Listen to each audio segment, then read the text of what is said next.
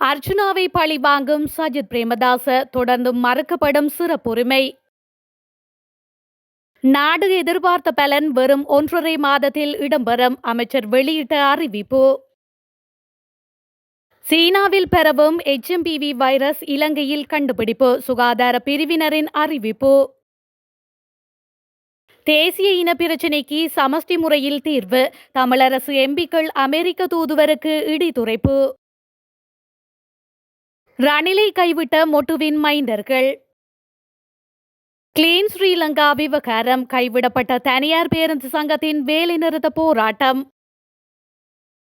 தரம் 5 புலமை பரிசில் பரீட்சை பெறுபவர்கள் வெளியாகும் காலம் அறிவிப்பு. முக்கிய புள்ளிகளுக்கு அனுரவின் அதிரடி முடிவு.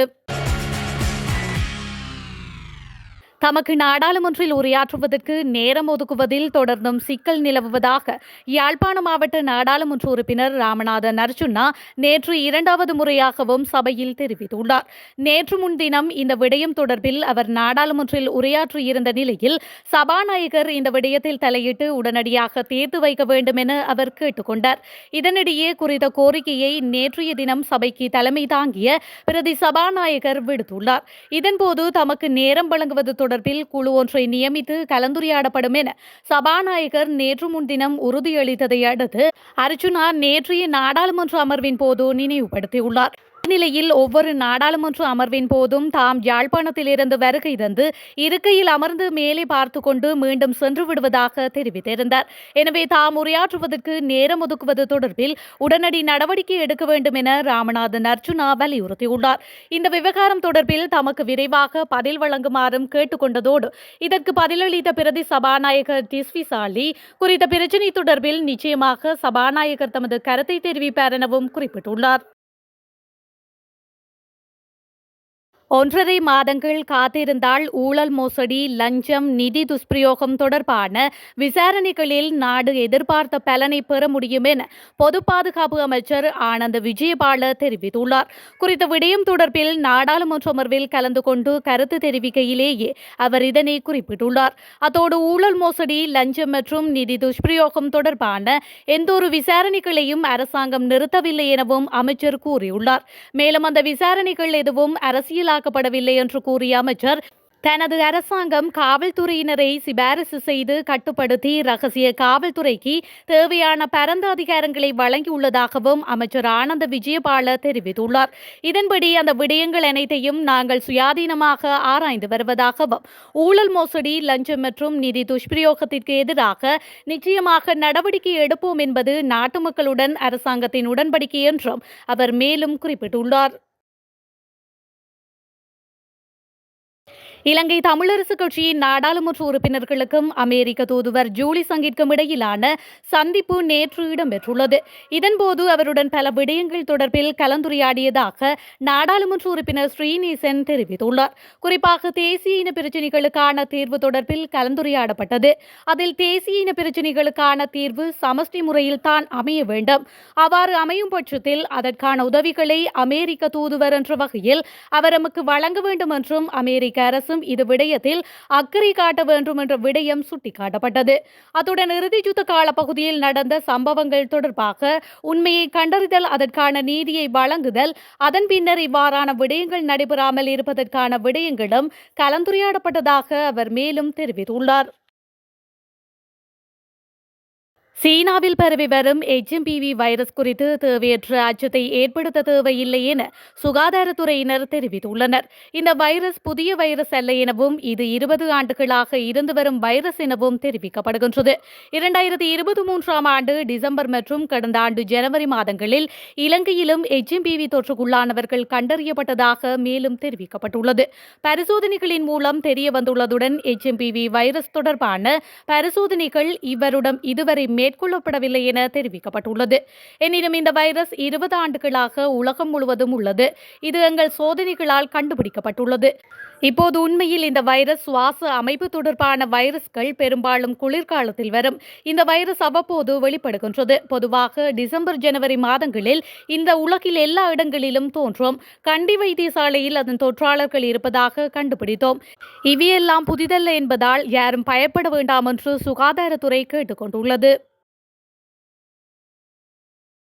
கிளீன் ஸ்ரீலங்கா வேலை திட்டத்தினால் மேற்கொள்ளப்பட்டு வரும் போக்குவரத்து சோதனை நடவடிக்கைகளுக்கு எதிராக தனியார் பேருந்து சங்கத்தினால் நாடளாவிய ரீதியில் முன்னெடுக்கப்பட இருந்த வேலை நிறுத்த போராட்டம் கைவிடப்பட்டுள்ளதாக தனியார் பேருந்து உரிமையாளர் சங்கம் தெரிவித்துள்ளது.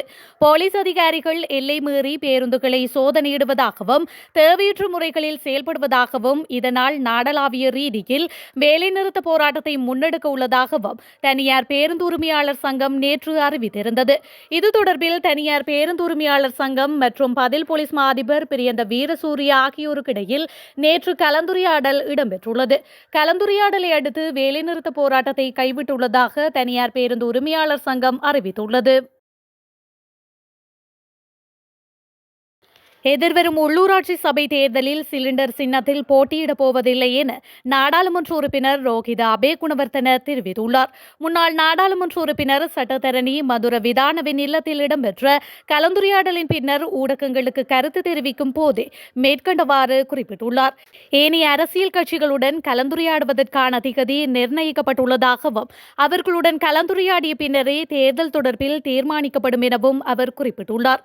இன்று விசேடமாக எமது குழு ஒன்று கூடி எதிர்வரும் உள்ளூராட்சி சபை தேர்தல் தொடர்பில் கலந்துரையாடினோம். குறிப்பாக சிங்கள வருடப்பிறப்பிற்கு முன்னதாக உள்ளூராட்சி சபை தேர்தலை அரசாங்கம் நடாத்த எதிர்பார்த்துள்ளதாக ஜனாதிபதி தெரிவித்துள்ளார்.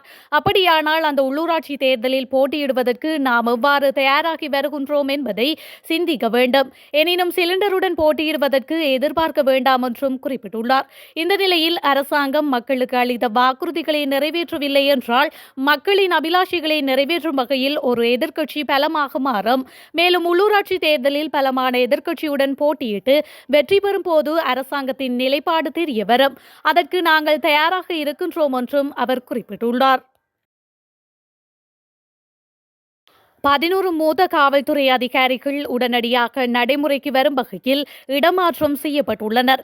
தேசிய காவல்துறை ஆணைக்குழுவின் அனுமதியின் பிரகாரம் உடனடியாக நடைமுறைக்கு வரும் வகையில் பின்வரும் இடமாற்றங்களை நடைமுறைப்படுத்துமாறு பதில் காவல்துறை மா அதிபர் பிரியந்த வீரசூரிய உத்தரவிட்டுள்ளார்.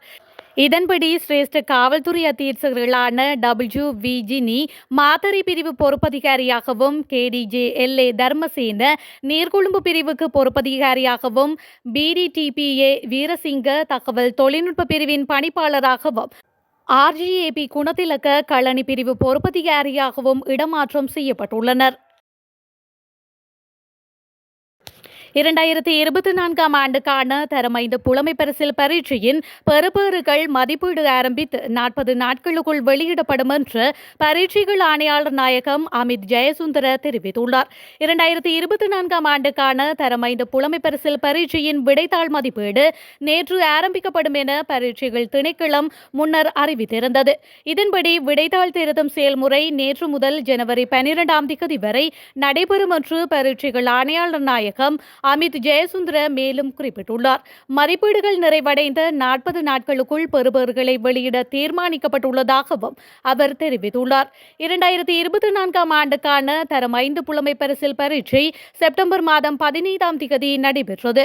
2,44,092 மாணவர்கள் சிங்கள மொழி மூலமும் 79,787 மாணவர்கள் தமிழ் மொழி மூலமும் என மொத்தம் 3,23,879 மாணவர்கள் பரீட்சைக்கு தோற்றியிருந்தனர். முன்னதாக இந்த பரீட்சை வினாத்தாளில் 3 வினாக்கள் வெளியில் கசிந்தமை தொடர்பில் சர்ச்சை ஏற்பட்ட நிலையில் இது தொடர்பில் பெற்றோர்கள் மற்றும் சமூக செயற்பாட்டாளர்கள் விமர்சனம் வெளியிட்டு போராட்டங்களை நடத்தியிருந்ததுடன் நீதிமன்றத்திலும் வழக்கு தாக்கல் செய்யப்பட்டிருந்தமை குறிப்பிடத்தக்கது.